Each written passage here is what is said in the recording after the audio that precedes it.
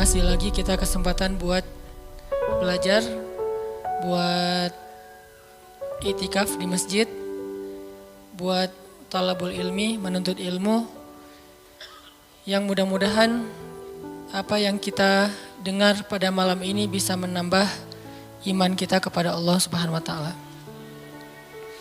Karena seperti yang pernah saya sampaikan dulu tuh, mencari ilmu dalam Islam intinya adalah mengasah rasa, bukan menambah wawasan. Menambah wawasan itu kebaikan, tapi bukan inti dari ilmu. Inti dari ilmu itu adalah mengasah rasa di dalam hati. Yang kalau dalam bahasa Islam disebut dengan, dalam bahasa agama disebut dengan iman. Sehingga bisa jadi seseorang tahu Al-Quran cuma satu ayat, tapi kalau dengan ayat itu dia bertambah dekat sama Allah, bertambah yakin, bertambah banyak amal solehnya, berarti dia adalah orang yang mendapatkan ilmu.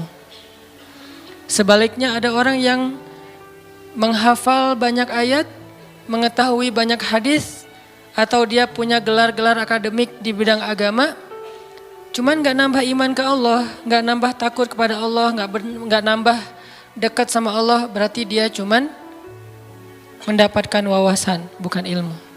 Sehingga inti dari ilmu itu adalah mengasah rasa. Dan dalam Islam, tempatnya ilmu itu bukan di pikiran, tempatnya ilmu itu di hati. Sehingga yang disebut dengan fikih atau faqih, orang yang mengerti, kata ulama, al-fiqhu fiqhul qulub. Mengerti itu tempatnya di dalam hati. Apakah kamu sudah mengerti? Kalau kita katakan sudah, itu artinya kita udah ngerasain di hati. Bukan sudah mengerti dalam arti kita udah hafal, udah paham, udah ingat, udah tahu. Bukan itu yang dimaksud dengan sudah mengerti dalam kalimat fikih. Tetapi yang dimaksud dengan kalimat mengerti sudah bertambah yakin di dalam hati. Sehingga kalau misalnya kita dengar satu nasihat, satu ilmu, satu tausiah, gak nambah yakin dalam hati, berarti kita baru dapat wawasan. Makanya mudah-mudahan majelis-majelis kayak gini nih bisa benar-benar mencas iman kita. Yazid bisa nambah keyakinan kita kepada Allah Subhanahu wa Ta'ala. Walaupun teorinya mungkin gak terlalu rumit. Ada mungkin pembahasan tentang akidah mengenal Allah dengan teori yang rumit. Dibagi-bagi. Misalnya akidah itu terbagi kepada 4 bagian. Ada istilah rububiyah, ada istilah uluhiyah, ada istilah asma, ada istilah sifat. Ini teori akidah.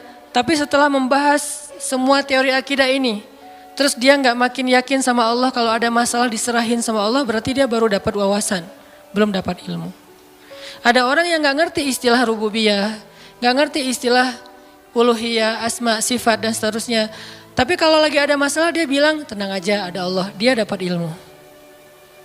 Jadi kita jangan terlalu rumit dengan istilah, tapi berusaha untuk merasakan semua kebaikan-kebaikan dalam ilmu itu di dalam hati kita. Lagian kan kita nggak pengen belajar untuk dapat gelar akademis sebagai seorang LC, MA, doktor ya. Kan kita belajar pengen memperbaiki diri.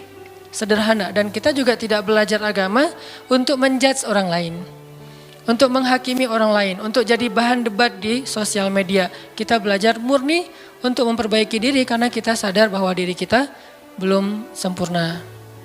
Mudah-mudahan malam ini kita dapat apa yang kita cari.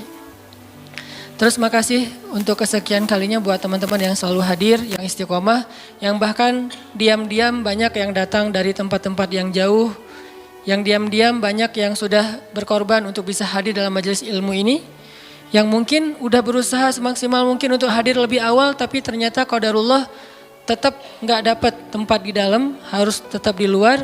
Maka mudah-mudahan Allah Maha tahu apa yang sudah teman-teman perjuangkan.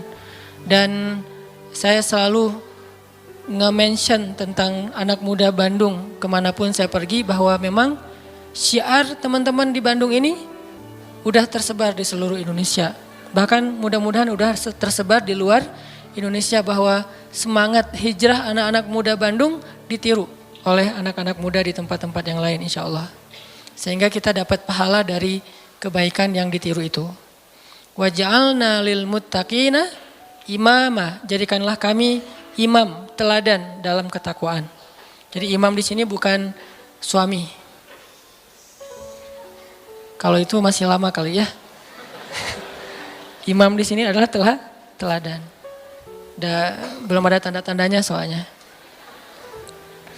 Baik teman-teman, malam ini kita akan bahas tema plesetan dari salah satu grup band pada masanya.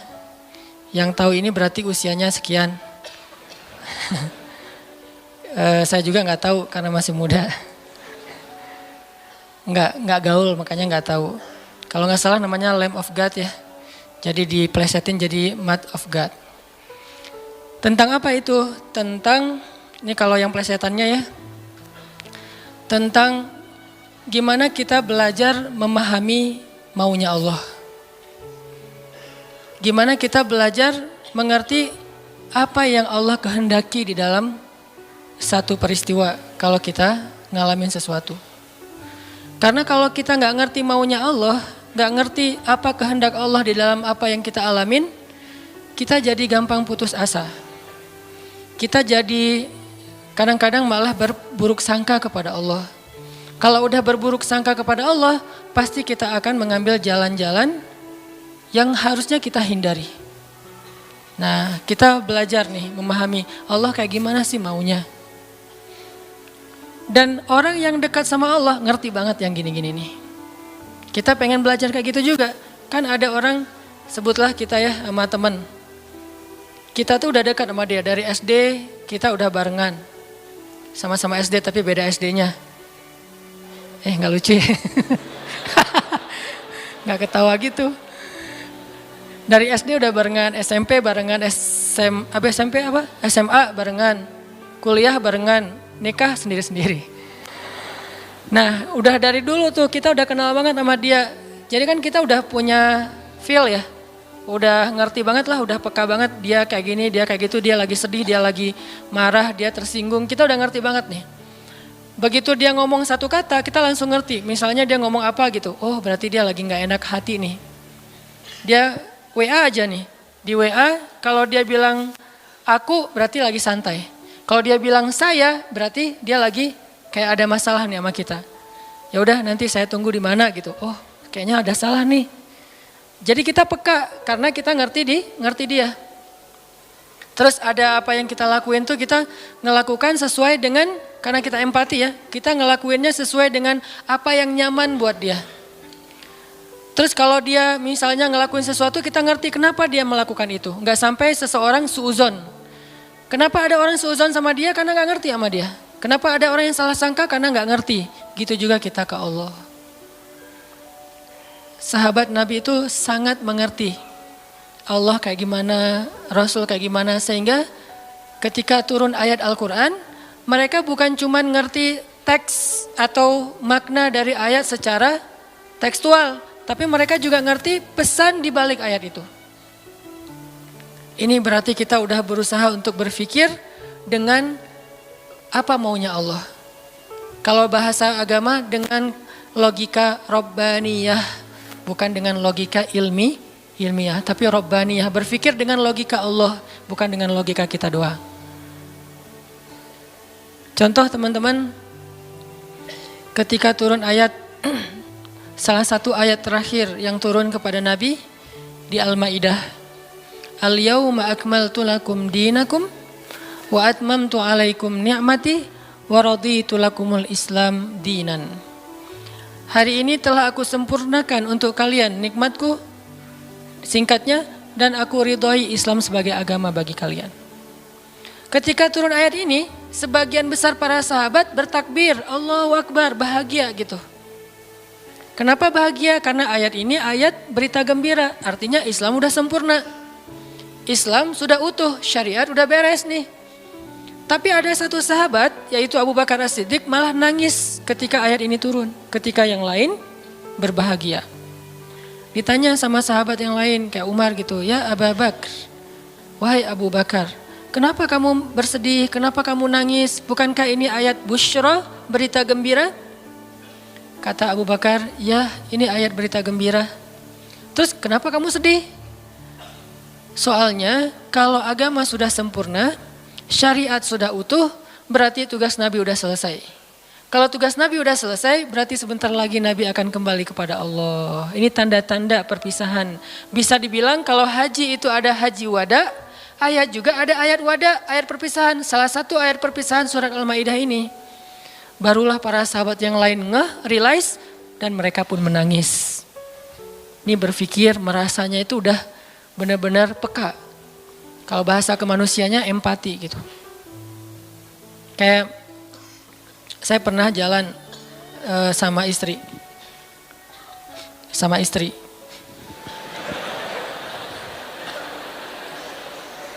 Soalnya nggak mau saya jalan sendiri. Pasti jalan sama istri.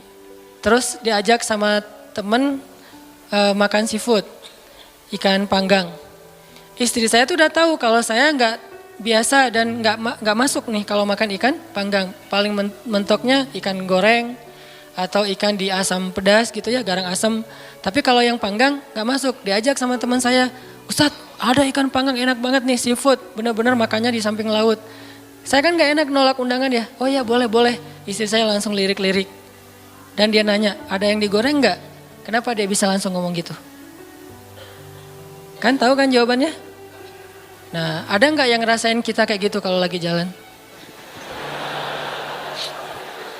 Belum ya? Duh, maaf ya salah ngomong. Yang empati sama kita, yang ngerti banget kita maunya apa, nggak sukanya apa, dia langsung ngerti, langsung minta ikan goreng karena saya tahu saya nggak bisa makan ikan panggang. Atau ada yang ngajak makan kayak ada terasinya, ada jengkolnya. Ini enak banget nih segala macam promo gitu. Saya diem aja. Kan nggak mungkin saya bilang saya nggak suka jengkol, nggak suka terasi. Ternyata menu favorit restoran itu justru jengkol sama terasi. Istri saya langsung mesen apa gitu. Ada telur goreng misalnya. Ini artinya udah ngerti. Dan berpikir merasa dengan cara empati tadi, peka. Bisa nggak kita ke Allah kayak gitu? Sehingga ketika Allah memberi kita satu hal yang kita sebut musibah, kita sebut kayak ujian, akhirnya kita tahu gimana maunya Allah, apa ada yang ada di balik suatu peristiwa yang kita alamin. Ini penting teman-teman. Kenapa? Biar kita bisa belajar sabar, belajar husnuzon dan survive dalam satu masalah. Menggunakan logika Allah. Nah, untuk itu kita coba angkat satu kisah di dalam Al-Quran yang menjelaskan tentang matematikanya Allah ini ada di dalam surat Al-Anfal.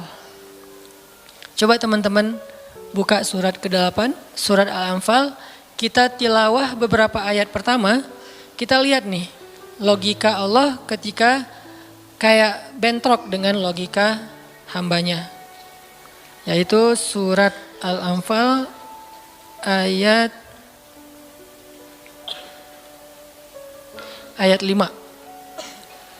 Kita baca ayat 5 sampai ayat 8. Ini salah satu peristiwa ketika logika Allah kayak bentrok dengan logika manusia. Kepengennya Allah beda sama kepengennya hamba. Terus apa yang dilakukan hamba itu, terus apa hasil setelah itu? Kita coba baca ayat 5 sampai ayat 8. A'udzu billahi minasy syaithanir rajim. Bismillahirrahmanirrahim. Kama akhrajaka rabbuka min baitika bil haqq wa inna fariqam minal mu'minina lakarihun yujadilunaka fil haqqi ba'dama tabayyana ka'annama yusaquna ilal maut كأنما يساقون إلى الموت وهم ينظرون وإذ يعدكم الله إحدى الطائفتين أن فَإِنَّهَا لَكُمْ وَيُرِيدُ اللَّهُ أَنْ يُحِقَّ الْحَقَّ بِكَلِمَاتِهِ وَيَقْطَعَ دَابِرَ الْكَافِرِينَ لِيُحِقَّ الْحَقَّ وَيُبْطِلَ الْبَاطِلَ وَلَوْ كَرِهَ الْمُجْرِمُونَ. Yaitu sebagaimana Tuhan kalian telah menyuruh kalian untuk pergi dari rumah kalian dengan sebenar-benarnya. Meskipun sesungguhnya sebagian dari orang-orang yang beriman itu tidak menyukainya. Mereka membantahmu, wahai Muhammad, tentang kebenaran setelah nyata bahwa mereka pasti akan menang. Seakan-akan mereka dihalau kepada kematian sedang mereka melihat sebab-sebab kematian itu. Dan ingatlah ketika Allah menjanjikan kepada kalian bahwa salah satu dari dua golongan yang kalian hadapi adalah untuk kalian, sedangkan kalian menginginkan golongan yang tidak memiliki senjatalah untuk kalian. Tetapi Allah hendak membenarkan yang benar dengan ayat-ayatnya dan memusnahkan orang-orang yang menentang sampai ke akar-akarnya, agar Allah memperkuat yang hak itu Islam dan menghilangkan yang batil atau kemusyrikan, walaupun orang-orang yang berdosa itu tidak menyukainya. Shadaqallahul azim. Ngerti teman-teman? Agak kurang jelas ya. Kenapa kurang jelas? Karena kita mungkin sebagian belum membaca kisah yang ada di dalam ayat ini. Salah satu tips paling gampang kalau kita pengen ngerti ayat Al-Quran, baca dulu sejarah yang berkaitan dengan ayat itu. Kalau dalam ilmu tafsir itu disebut dengan asbabun nuzul, peristiwa-peristiwa yang menyebabkan turunnya ayat tersebut. Contohnya surat Al-Anfal. Kalau teman-teman pengen ngerti surat Al-Anfal, coba sebelum baca surat Al-Anfal, baca dulu peristiwa Perang Badar secara lengkap. Nanti di buku sejarah tuh ada Perang Badar, cari yang paling tebal biar nanti pas kita baca detail, banyak hal-hal kecil yang kita jadi ketahuan. Baca peristiwa Perang Badar, setelah berkali-kali baca udah ngerti banget, kayak nonton film berkali-kali sampai hafal. Setelah itu coba baca surat Al-Anfal. Pasti beda. Seolah-olah kita ngalamin ketika ayat itu turun. Itulah bedanya sahabat sama kita. Mereka lebih mengerti Al-Quran karena mereka ngalamin. Nah kita kan cuma membaca teks sejarah, tidak mengalami. Tapi kalau kita baca sejarah berkali-kali lalu baca Al-Anfal, itu akan lebih berasa. Itu yang saya alami. Nah termasuk ayat yang tadi kita baca. Apa sih yang terjadi sampai turun ayat kayak gini? Yang terjadi dulu di tahun kedua setelah Nabi hijrah ke Madinah, orang-orang Mekah yang dipimpin oleh Abu Sufyan mau berdagang ke Syam. Apa yang mereka bawa dalam karavan dagang? Harta-harta orang Islam yang dirampas ketika orang Islam hijrah ke Madinah. Jadi kayak misalnya Abu Bakar hijrah ke Madinah, harta Abu Bakar yang ditinggalin di Mekah itu dirampas sama Abu Sufyan. Terus ada Suhaib bin Amr Ar-Rumi hijrah ke Madinah, semua harta yang ditinggalkan di Mekah, pasarnya, ladangnya, ternak-ternaknya diambil oleh Abu Sufyan lalu didagangkan ke Syam. Nah setelah 2 tahun kaum muslimin berada di Madinah, dapat kabar nih kalau Abu Sufyan dan karavan dagangnya baru pulang dari Syam membawa keuntungan hasil dagang harta kaum muslimin yang dirampas di Mekah. Berarti yang dibawa oleh Abu Sufyan harta siapa? Harta kaum muslimin ya, harta sahabat. Sehingga Nabi mengatakan, mari kita cegat Abu Sufyan yang ngelewatin jalur dekat kota Madinah, karena memang itu jalur lintas antar negara. Mari kita cegat Abu Sufyan dan kita ambil kembali hak kita. Itu tawaran Nabi kepada orang-orang Muhajirin. Makanya bisa dibilang perang Badar ini perang khusus buat orang Muhajirin. Orang Ansor gak boleh ikut. Karena awalnya juga pengen ngambil harta orang Muhajirin. Itu skenario awal. Mencegat karavan dagang untuk mengambil kembali hak mereka. Yang namanya karavan dagang kan gak banyak pengawal. Beda dengan pasukan perang. Paling-paling pengawalnya 10-20. Dibandingkan sahabat yang 300 orang, ini kecil. Sedangkan keuntungannya kalau berhasil mencegat besar. Jadi tantangannya, resikonya kecil, keuntungannya besar. Ini skenario awal. Sehingga para sahabat semangat. Udah 2 tahun kita kelaparan, udah 2 tahun kita gak punya apa-apa, bergantung kepada orang Ansor, gak enak sama orang Ansor. Masa makan terus di rumah orang? Nah sekarang kebetulan harta kita lewat nih, ya udah kita rampas lagi. Itu skenario awal. Udah siap-siap nih, udah siap-siap mau berangkat jalan. Tengah jalan Abu Sufyan dapat berita, kan pakai mata-mata gitu, dapat berita bahwa kaum muslimin mau mencegat. Akhirnya Abu Sufyan langsung nelpon Abu Jahal.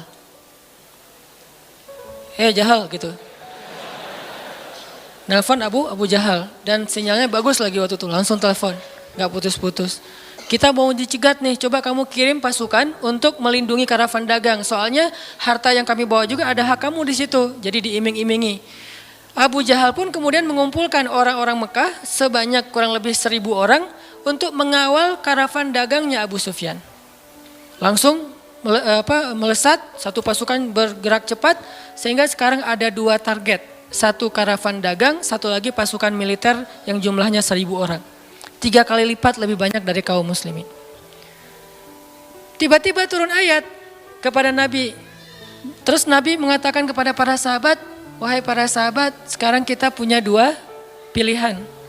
Mau tetap mencegat Abu Sufyan atau kita sekarang malah beralih ke Abu Jahal dengan pasukannya. Sok pilih yang mana kalian.